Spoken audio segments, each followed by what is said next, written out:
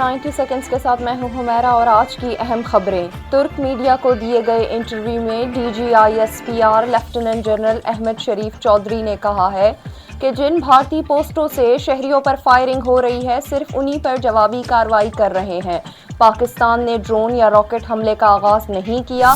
Line of control پر بھارتی فوج کی جانب سے بلا اشتعال فائرنگ اور گولہ باری کی گئی۔ پاک فوج نے جوابی کارروائی میں بھارتی فوج کی 8 چوکیاں اڑا دیں۔ وزیر دفاع خواجہ آصف نے کہا ہے کہ پاکستان کوئی بیرونی دباؤ قبول نہیں کرے گا۔ قوم مطمئن رہے، جواب دینے کے لیے 200% تیار ہیں۔ بھارت کی جانب سے جدید اسرائیلی اور مختلف ٹیکنالوجی کے ڈرون سے در اندازی کا سلسلہ دوسرے روز بھی شروع ہو گیا۔ پاک فوج نے صبح سے اب تک مزید 48 ڈرون مار گرائے ہیں۔ بھارتی فوج پاکستانی افواج کے ہاتھوں شکست کھانے کے بعد لائن آف کنٹرول پر شہری آبادی کو نشانہ بنانے لگی۔ بھارتی فوج کی بلا اشتعال فائرنگ سے 5 شہری شہید اور 7 زخمی ہوئے۔ امریکہ کا غیر جانبدار موقف منظر عام پر آنے کے بعد بھارت کا پہلگام میں فالس فلیگ ڈرامہ ناکام ہو گیا۔